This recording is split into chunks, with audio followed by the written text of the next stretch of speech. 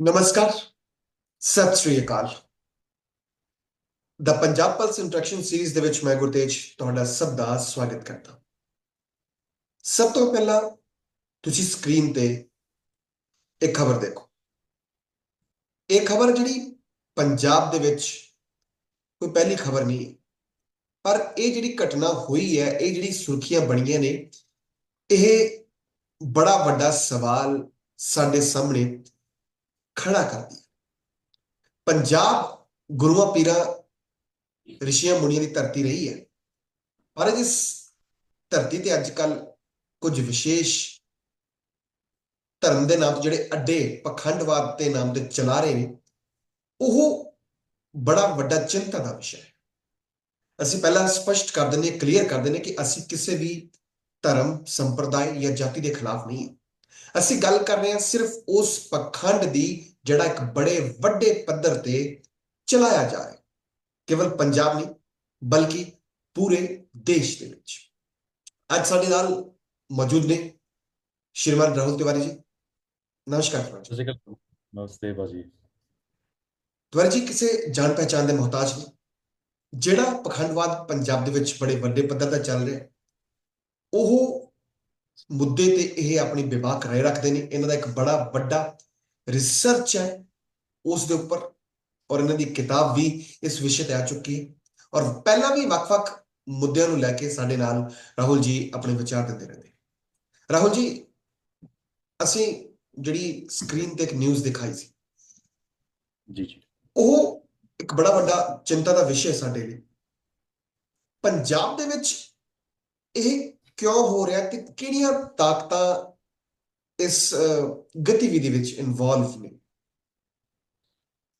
अ, जी गुरतेज जी, जैसे आपने अभी आज जो घटना मैंने भी देखा इसमें जो क्रिश्चियन कन्वर्जन हुआ है, इसमें आप देखेंगे कि ये जो घटना है इसमें 2 लाख रुपए की, ऐसा एक बार थोड़ा सा हल्का सा व्यूअर को ब्रीफ भी कर दे, 2 लाख रुपए की कुछ आवश्यकता थी।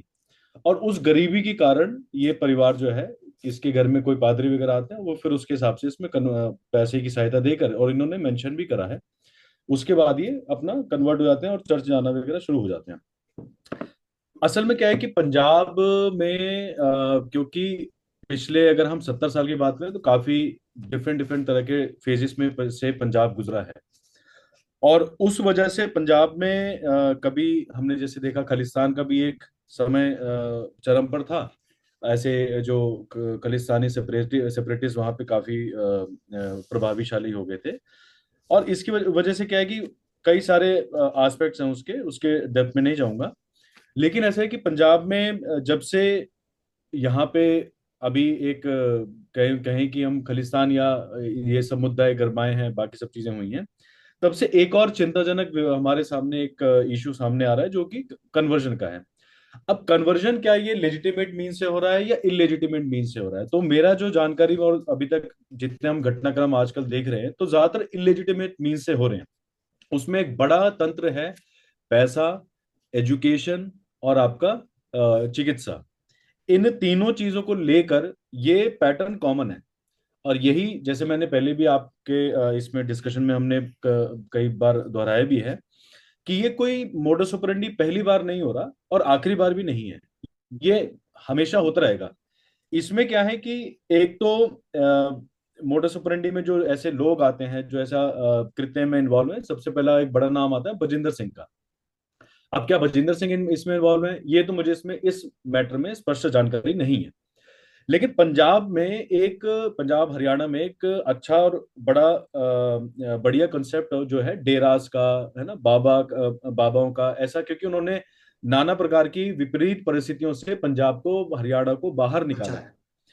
अब इसमें क्या हुआ, क्योंकि आप देखेंगे कि जो कन्वर्ट हो जाते हैं वो आज भी पग रख रहे हैं, आज भी दाढ़ी रख रहे हैं, और वो भी एक काइंड छोटा सा डेरा टाइप ऑफ चीजें ऐसा बना रहे हैं। अब मैं डेरा क्यों शब्द यूज कर रहा हूं, क्योंकि Bajinder Singh kind of individuals जो हैं, या ऐसे कई सारे पादरी हैं अंकुर नूर। पंजाब हरियाणा में, जो कि किसी डिनोमिनेशन से ऑफिशियली एफिलिएटेड ही नहीं है। हम्म। यही सबसे बड़ा अपने आप में चिंताजनक पॉइंट बन जाता है। अगर वो एफिलिएटेड नहीं रहेंगे, तो आप कल को कोई घटनाक्रम होता है, किसी भी तरह की आप किसी को पकड़ नहीं सकते। और ये इंडिविजुअली इन सब तरह गतिविधियों को बहुत ज्यादा प्रभावी रूप से चला रहे हैं, जिसकी वजह से आज को पंजाब में हमें जो देखने को मिल रहा है उसमें एक बड़ा आई मीन गैप यहाँ पे हमारे डेराज का भी आ रहा है कि हम उनको रीच आउट नहीं कर पा रहे हैं, ऐसे कई तरह के लोगों को। तो मुझे लगता है इसमें पहला पॉइंट जो मुझे लगता है वो ये है। बाकी आप और भी अगर कुछ अभी चर्चा में रखेंगे उसमें बात रखेंगे जी। बिल्कुल। राहुल जी, आपने एक बात की, जैसे वो न्यूज़पेपर में आया कि 2 लाख रुपया, है ना? जी जी। क्योंकि एक साधारण सा व्यक्ति हो, गरीब परिवार, उसके लिए 2 लाख रकम बहुत ज्यादा होती है। तो हम्म। ये, इसमें क्या सच्चाई कि वाकई वो लोग पैसा देते हैं उनको धर्म परिवर्तन के लिए, या अगर देते हैं तो ये पैसा जो है, ये नेटवर्क का सारा ये पैसा आता कहां से है? जी, बहुत अच्छा आपने क्वेश्चन पूछा है गुरतेज जी। इसमें ऐसा है कि इसका जो अगर आप गुरते I mean sorry Bajinder Singh की भी हिस्ट्री पे जाएंगे तो उसको भी किसी फलाने व्यक्ति ने पैसा दिया। मतलब कोई पास्टर थे जिन्होंने पैसा, मतलब बेसिकली वहां से जेल से छुड़वाया। He is basically a rape accused. और इन सब चीजों में क्या है कि वो भी अब, क्योंकि अगर अभी हम देखें कि रिसेंटली डीप स्टेट की बहुत ज्यादा चर्चा हमें सुनने को मिल रही है, राइट। और सोरोस फाउंडेशन है, उनका सोनिया गांधी के साथ कोई लिंकेजेस है, उस डिबेट में नहीं जाऊंगा। लेकिन कहने का मतलब क्या है कि पैसा आने के बहुत सारे तरीके के चैनल्स होते हैं। वो एक इंडिविजुअल को भी पैसा दे देंगे, वो एक ऑर्गेनाइजेशन को दे देंगे, वो छोटी एनजीओ को पैसा दे देंगे, वो मतलब पॉलिटिकल पार्टीज के थ्रू हो सकते हैं। इसको एक सीड अमाउंट चाहिए होता है। वो सीड अमाउंट जब बन जाता है तो उसके बाद क्या होता है, जब एक शुरुआत में, जब क्योंकि शुरुआत में ना कोई एजेंसी ना कोई, लोगों को लगता है अच्छा ठीक है, जब तक समस्या बहुत बड़ी नहीं होके दिखती तब तक उस पर ध्यान भी नहीं जाता। तो हमें देखने को मिलता है कि जब जब ये जो पास्टर वगैरह होते हैं कहीं भी जाते हैं तो अपना एक बार तो 2 लाख रुपए दे दिया, एक व्यक्ति को उठा दिया, लेकिन इन रिटर्न क्या उससे पैसा लेते हैं? नहीं लेते, डेफिनेटली लेते हैं। उससे टैक्स, मतलब एक तरह का 10% अपना जो आई मीन चर्च के लिए टैक्स पे करना। फिर उसके बाद जो पर रैलीज होती है, अगर 100 मान लीजिए 50-5 हजार लोग किसी रैली में आए हुए हैं, 500 लोगों के ऊपर 10-10 हजार के लिए अगर मान लो बजिंदर सिंह हाथ रखेगा, डेफिनेटली लोग देंगे, क्योंकि प्रभावित है उसमें। एक बड़ा जो पॉइंट आता है वो थोड़ा सा अंधविश्वास का भी आता है। तो पैसा फॉरेन हैंड, अगर हम इस चीज की बात करें तो हम इसको डिनाई नहीं कर सकते। मुझे लगता है इसको और ज्यादा एजेंसीज ने देखना चाहिए कि इसकी हिस्टोरिसिटी कहाँ से आ रही है। एक बार मैं आपको इसमें एग्जांपल बताऊं, जो आपने ऐसा फॉरेन हैंड में बात बताया तो मुझे एग्जैक्टली याद नहीं आ रहा, लेकिन सम 2 इयर्स बैक कुछ डोमेन नेम का जो पॉइंट आ रहा था, बजिंदर सिंह की जो मिनिस्ट्री है उसका कुछ वेबसाइट रजिस्ट्रेशन का, वो पाकिस्तान पे आ रहा था। तो क्या पाकिस्तान इसको फंड कर रहा है, वो भी मुझे लगता है देखना चाहिए। और एक और चीज आपको इसमें देखने को मिलेगा, जो बॉर्डर एरियाज हैं वहां पर इसकी गतिविधि ज्यादा हो रही है। तो जैसे मैंने पहले भी बताया कि क्या उसमें कोई इन सब मामलों में जो पैसा है क्या वो किसी इलिसिट मीन से आ रहा है, आई मीन ड्रग्स या बाकी तरह की चीजों से। तो इसमें बहुत स्पष्टता नहीं है, लेकिन मैं आपको बताऊं इनिशियल सीड अमाउंट जो है वो इन्हीं चैनल्स के थ्रू आता है।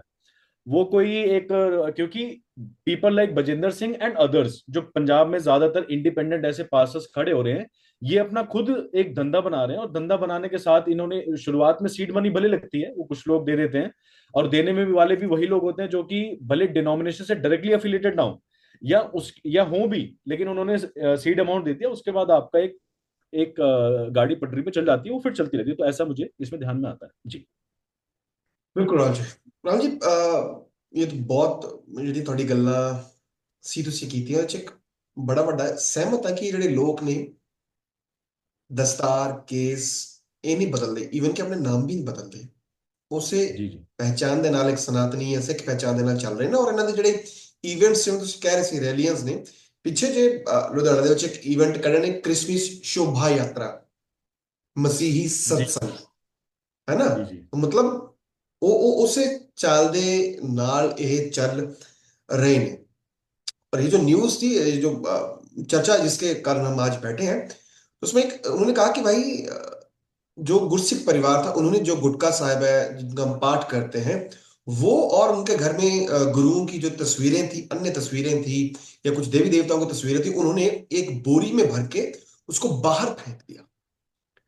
तो अब हमें ये बताइए कि ये जो सारी गतिविधि ये करते हैं, मतलब उन्होंने पैसा देके तब्दील कर दिया, क्या क्या किस तरह से ये स्टेप आउट करते हैं, और क्या ऐसे उनको करते हैं कि वो बाहर फेंक दे अपने धर्म ग्रंथ, और वो क्या सारा स्टेप बाय स्टेप, इनकी क्या गतिविधि, क्या पड़ाव है इनके। जी गुरुदेव जी, बहुत अच्छा आपने सवाल पूछा। असल में क्या होता है कि पहले फर्स्ट स्टेप यही होता है कि एक, मान लीजिए आपने उनको बोला, पहले तो पैसे दिए।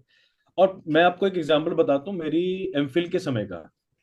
एक परिवार था गोंड समाज का, जो वनवासी समाज होता है। उसमें फिर क्या होता है, एक परिवार था, मुझे एक गांव में मिला जो कि कन्वर्ट हो गया था। तो कई लोग, गांव के लोग बात नहीं करते थे। मैं खुद उसके पास गया, मैं बात करने कि भाई आपको समस्या क्या थी, आप किस वजह से हुए, कोई बात नहीं, आप कोई मान्यता आप रख रहे हैं, लेकिन आप क्यों हुए।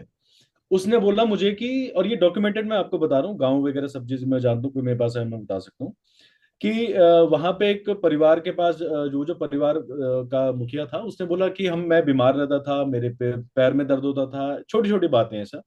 और फिर मुझे एक दूसरे गांव में एक पास्टर था, वो आया, उसने मुझे दवाइयां दी, उसके बाद मैं ठीक हो गया। और अल्टीमेटली मैंने कहा ठीक है, अब आप ठीक हो गए, मैंने कहा, वो बोला हाँ। तो मैंने, कोई बात नहीं, अब आप वापस अपनी मान्यता पे मानिए, जो गौड़ समाज की मान्यता है। उसने कहा नहीं, यीशु नाराज हो जाएगा। तो पहले स्टेप पे क्या है, चिकित्सा नहीं होती, उस व्यक्ति को ठीक करना नहीं होता, उसको इसमें डर भी एक दिखाया जाता है, डर, लालच और अंधविश्वास। इसके सहारे ये सब चीजें करते हैं। और उसमें क्योंकि अगर मान लीजिए ठीक कर दिया, जैसे हमें कई सारी जगह पर देखने को मिलता है कि ऐसे कई सारे बाबा हैं, उनके पास जाते हैं लोग, मुझे ठीक कर दिए, वो ठीक कर देते हैं, वो कन्वर्ट नहीं करवाते। इवन आप देखिए, मैं तो टीवी इसमें न्यूज न्यूज चैनल्स में ऐसे कई सारे बाबा को लाए और उनको बोला आप ठीक करिए, कुछ का कोई आराम आया, कुछ का नहीं आया, वो अलग बात है। लेकिन उसमें क्या होता है कि कोई भी बाबा ये नहीं कहता कि आप सनातन मानिए, आप हिंदू बन जाइए, ये पूछता ही नहीं आप कौन क्या है। यहां पर क्या होता है कि पहले तो उसको, उसकी जो समस्या होता है उसको दूर करने का प्रयास करा जाता है बाय एनी मीन्स। और उसके साथ में अंधविश्वास भी आता है, उसके साथ में rejection of your own faith, आपके फेथ का रिजेक्शन आ जाता है। तो द मोमेंट आपको ये कह दिया जाता है कि अगर आप ने मतलब, क्योंकि ऐसे पर लोग होते हैं जो कि किसी न किसी तरीके से बहुत प्रताड़ित रहते हैं। प्रताड़ित मतलब ऐसा नहीं कोई प्रताड़ित कर रहा है, मतलब अपनी सिचुएशन के अनुसार बहुत ज्यादा, आई मीन, गरीबी में रहता है कोई, या कष्ट में होता है बेसिकली। अब कष्ट वाले व्यक्ति जब कष्ट से निकल जाता है, तो फिर वो दोबारा उस कष्ट को भोगना नहीं चाहता। ये डर दिखाया जाता है कि अगर आपने दोबारा ये करा, तो मान लीजिए आपने यीशु की बात नहीं मानी, या आप किसी और मान्यता में चले गए, तो आपके ऊपर वो कष्ट दोबारा आ जाएगा।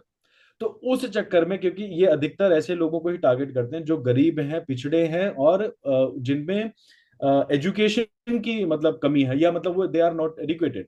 तो उसी वजह से ये सारी चीजें प्रभावी रूप से चली भी जाती हैं, और जो डर भी दिखाया जाता है, अंधविश्वास भी दिखाया जाता है, उस वजह से वो वापस आने में बहुत कतराते हैं और डरते हैं। और इस तरह की चीजों से, जैसे मान लीजिए फॉर एग्जाम्पल एक व्यक्ति कन्वर्ट हुआ, अब उसके बाद उस, अगर मान लीजिए देवी देवता बाकी की फोटोज वगैरह भी रख रहा है, ऐसा गुरु ग्रंथ साहिब जी रख रहा है, कुछ भी रख रहा है, तो उसके बाद उसको क्या होगा कि उसके चांसेस होंगे कि वापस अपनी फ्रेटर्निटी में जाने के, 2 साल बाद, 4 साल बाद, 10 साल बाद, हो सकता है कोई समझाए या बाकी गुरुद्वारों में जाना हो। लेकिन द मोमेंट आप उसका वो पूरा रिजेक्ट करवा देंगे, तो एक जनरेशन तो कैसे कैसे चल जाएगी, लेकिन नेक्स्ट जनरेशन वो पूरी तरीके से, उसको कुछ नहीं पता होगा, वो बर्थ ही अपना क्रिश्चियन कम्युनिटी में लेकर रहेगी। और अल्टीमेटली इस तरीके का जो, जहां पे कोई डिनोमिनेशन से नहीं है, किसी स्ट्रक्चर्ड ऑर्गेनाइजेशन को या चर्च वगैरह से अगर जो ये लोग एफिलेटेड नहीं होते, अनफॉर्चुनेटली ये बहुत बड़ा हमारे लिए थ्रेट बन सकते हैं। थ्रेट इन द सेंस कि इस तरह के ग्रुप्स, जैसे मान लीजिए बजिंदर सिंह है अभी, या इस तरह के जितने भी लोग हैं जो किसी डिनोमिनेशन से नहीं है। इनफैक्ट इनके खिलाफ कैथोलिक चर्च ने भी प्रोटेस्ट कर अपना वक्तव्य निकाला हुआ कि ये क्रिश्चियन नहीं है और ये इस तरह की गतिविधि गलत है। अब मान लीजिए कन्वर्ट, ये बजिंदर सिंह के बाद 50-60 साल बाद ये जितने इनके फॉलोअर्स हैं, ये कहाँ जाएंगे। ये सारे फॉलोअर्स अल्टीमेटली, ये सीड, आई मीन, जो अमाउंट इन सब चीजों के बाद बना, ये जो सीड पीपल डेवलप हुए, अल्टीमेटली ये कहीं भी जा सकते हैं। मतलब इनको कोई भी फॉरेन हैंड, पाकिस्तान, कोई फॉरेन एजेंसी, या अदर जो डिनोमिनेशंस हैं, वो इनको अपने हिसाब से मोल्ड कर सकते हैं, और ये किसी भी तरीके के के लिए एक unfortunate, I mean, eminent threat बन सकते हैं। तो ये मुझे इन सब चीजों में ध्यान में आता है। जी। बिल्कुल बलिंदर जी, और वाकई ये बहुत बहुत चिंताजनक विषय है। अच्छा बलिंदर जी, जिस तरह से हमें देखने को मिला कि बहुत कम समय से, यानी कि पिछले कुछ 4 या 5 साल से, जिस तेजी से ये पंजाब के एरिया में बढ़े हैं, और ये दावा कर रहे हैं कि ये एशिया की बिगेस्ट चर्च हम पंजाब की भूमि पे बन रही है। और जिस तरह बीते दिनों इन्होंने जहां हमारा हरिमंदिर साहिब है उस भूमि पे इन्होंने बहुत विशाल एक अपना प्रोग्राम किया। क्या लगता है कि इसके पंजाब को क्या नुकसान हो गया? अभी थ्रेट की बात की आपने, और पंजाब के साथ साथ पूरा जो हमारा देश है किस हाशिए पे खड़ा है आज इन इन चीजों के कारण? क्या हमें नुकसान हो सकते हैं इसके? पहले तो ऐसा है कि इस तरह की चीजों से, इस तरह की गतिविधियों से जो कन्वर्टीज होते हैं वो खुद ही एक्सप्लॉइट होते हैं। क्या होता है कि पहली बार पे तो आपने इनको कन्वर्ट कर लिया क्योंकि किसी कष्ट में रहा होगा, है ना। उसके बाद क्या करते हैं, उसके बाद उनको अपने मतलब वो उसको तो परिवार से आपने काट दिया, उसको अपने समाज से भी काट दिया। अब ना वो उधर का तो रहा नहीं। उसके बाद after a period of time, a very short span of time, उसके बाद इनका पूरा एक्सप्लॉइटेशन ही होता है। वो फाइनेंशियल एक्सप्लॉइटेशन, वो चाहे इनकी व्यवस्थाओं में रहना, उनकी व्यवस्थाओं में आना, या बाकी भी किसी भी तरह के चीजों में, जो मतलब बेसिकली अल्टीमेटली क्या होगा ना कि what ever pastors like Bajinder या एनीबडी एल्स, उनकी कमांड के ऊपर ये लोग चलेंगे या चलते हैं। और क्योंकि इसमें एक बड़ा फैक्टर जो कि फेथ जुड़ा हुआ है, जिसमें अंधविश्वास बहुत बड़ा फैक्टर है, सो अल्टीमेटली ये सरकार, प्रशासन, पुलिस इनकी भी नहीं मानते। और होता क्या है इन सब चीजों में, आप देखेंगे कि with due course of time demographic change जैसे जैसे होता है, उसमें अल्टीमेटली वोटर इलेक्शन वगैरह, क्योंकि ये लोकल्स ही हैं, और वो पूरा का पूरा आपके सिस्टम को ही कॉम्प्रोमाइज कर देते हैं।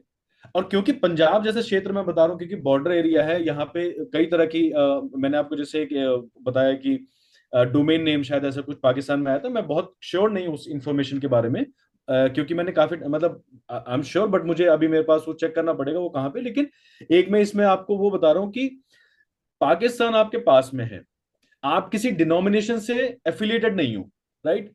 फॉर एग्जाम्पल, अब जब होता क्या है, जब कोई नई फोर्स बन के तैयार होती है तो वो पिछली वाली से कई बार घातक हो जाती है। ये हमें नाना प्रकार के समय देखने को मिला है। आप चाहे यूरोप का समय ले लीजिए, जब कैथलिक से प्रोटेस्टेंट्स अलग हुए, वो उसके बाद फिर यूनाइटेड स्टेट्स में जाते हैं, वहां पे एक एमालगमेशन ऑफ प्रोटेस्टेंट्स होता है। उसके बाद आज को आप जिसकी डीप स्टेट की बात कर लिया, ये कर लीजिए, आप चाहे विश्व के वर्ल्ड ऑर्डर की बात कर लीजिए, वो सारा का सारा रेगुलेट करना या उसको कंट्रोल करना या मैनेज करना वो यूनाइटेड स्टेट्स ही कर रहा है। और वो किस बेस पे कर पा रहा है, वो इन्हीं थ्योरीज के बेसिस पे कर रहा है। इन्हीं अपनी अपनी उन्होंने एक अपना series of I mean parameters तय करे कि भाई कौन प्रोटेस्टेंट्स होंगे। आई मीन जैसे आपको डिनोमिनेशन की भी आवश्यकता नहीं है, आप कहीं से भी कुछ कर सकते हो। ये बेसिकली क्योंकि बजिंदर भी प्रोटेस्टेंट हैं और अल्टीमेटली किसी ग्रुप से एंगेज नहीं है। एंड प्रोटेस्टेंट्स थोड़ा ये एक तरह की स्वायत्तता देते हैं। I mean they give independence to preachers, कि आप अपने हिसाब से भी कुछ भी आई मीन प्रीचिंग वगैरह कर सकते हैं। उसका ये फायदा भी उठाते हैं। और अल्टीमेटली आप देखिए, क्योंकि किसी डिनोमिनेशन से एफिलिएटेड नहीं है, तो ये कल को किसी भी धारा में पलट सकते हैं। कोई भी फंड कर सकता है, कोई भी कुछ भी कर सकता है। तो कल को आपको हमको नहीं पता कि आने वाले समय में क्योंकि पुलिस प्रशासन किसी भी तरह की इलीगल एक्टिविटीज, इलिसिट जो या इलेजिटिमेट काइंड ऑफ कन्वर्जन है, उसके ऊपर कोई बात भी नहीं कर पा रहा, या प्रशासन कुछ मतलब, आप देखिए ना, plenty of videos are there, लेकिन प्रशासन ने आज तक भी उनको इस चीज के लिए कोई एक समन भेजा क्या? या एनसीपीसीआर के एक जो भारत सरकार का है, उन्होंने एक बार कॉग्निजेंस लिया था उसमें एक बच्चे का वीडियो का, उसका क्या रिपोर्ट, उसका क्या अपडेट है? अभी तक कोई अपडेट नहीं है। तो अल्टीमेटली प्रशासन I mean becomes paralysed before these people. And the moment these I mean kind of people influence the system, at the end of the day वो सिस्टम कहां से गवर्न होने वाला है on on the call of one individual, आपको नहीं पता। आप देख लीजिए, चाहे ये आने वाले समय में मान लीजिए कि कल को सरकार कुछ करती भी है, कोई भरोसा नहीं कब को कहाँ कहाँ चले जाएं, या रहे भारत में भी रहे तो कौन सी पावर उनको सपोर्ट करे। तो अल्टीमेटली आज के समय में जैसे हम देखते हैं, कहीं सेपरेटिस्ट एजेंडा चल रहा है, कहीं कुछ चल रहा है, तो इमिनेंट थ्रेट तो मुझे ऐसा दिखता है कि कुछ भी हो सकता है, कुछ भी मतलब कुछ भी हो सकता है। उसमें हम स्पेकुलेट नहीं कर सकते, क्योंकि आज से करीब 70-80 साल पहले या कुछ एक साल पहले कुछ एक नहीं, मतलब 70 साल पहले यूनाइटेड स्टेट्स के अगर वर्ल्ड वॉर 2 के समय की बात करें तो इतना कुछ किसी ने सोचा नहीं था। यूनाइटेड स्टेट्स को किसी ने इतना सीरियस लिया नहीं था as such till I mean world war 2। उसके बाद आप देखिए कि एक पूरा एक कंसेप्ट हम जो बात आज सुनते हैं, बहुत ज्यादा डीप स्टेट की चर्चा हो रही है। तो ये जो आज हमारे हमारे सामने दिख रहा है, जो एक डेमोग्राफिक चेंज, जो एक चैलेंज दिख रहा है, ये कल को किस करवट लेगा इसको स्पेकुलेट करना बहुत मुश्किल है। लेकिन मैं ये जरूर कहूंगा with with I mean grave responsibility कि ये चीजें अच्छी डायरेक्शन में तो नहीं जाती, क्योंकि उसका जो बीज है, उसका जो शुरुआत है, वो पॉजिटिव नहीं है। वो एक अंधविश्वास और एक आई मीन इलेजिटिमेट मीन्स के थ्रू हो रहा है। और अनफॉर्चुनेटली भारत सरकार और जितनी भी एजेंसीज हैं इस पे चुप्पी साध के बैठी है। तो मुझे लगता है आने वाला समय थोड़ा बड़ा बहुत मुश्किल हो सकता है पंजाब के लिए, हरियाणा के लिए और आने वाले बाकी जनरेशन्स के लिए भी। जी। बिल्कुल। दूसरी बात, ये आपकी बात से बिल्कुल सहमत है कि पंजाब सरकार भी इन मामलों पे चुप्पी साधे है। बहुत पाखंड का जो बोलबाला है चला है। 1.5 महीना पहले एक, और जब दीपावली के आसपास एक न्यूज आई थी कि एक गुरदासपुर एरिया में एक पादरी ने एक व्यक्ति की हत्या कर दी थी, उसका कत्ल कर दिया था पखंड के नाम पे कि ठीक करेंगे इसमें भूत। तो ऐसे पखंड बहुत ज्यादा फैला हुआ है और हम्म। इसको रोकने की जरूरत है। तो सबसे पहले हम चाहेंगे कि आपकी बातों को जो हमारे दर्शक सुन रहे हैं वो, अगर हम स्वयं जागरूक हुए तो भी हम बहुत कुछ बचा सकते हैं, स्वयं को बचा सकते हैं। सरकारें उठे ना उठे, लेकिन हमें तो खुद अपने लेवल पे उठना होगा। इन चीजों को, जो भी पखंड है उनको दूर करना होगा। और राहुल जी, आप हमारे साथ जुड़े और आपने एक बहुत बारीकी से इस सारे मैटर को समझाया हमारे पंजाब के संदर्भ में। आपको बहुत बहुत धन्यवाद। जी। फिर हम आपको किसी नए विषय पे याद करेंगे जी। धन्यवाद, नमस्कार।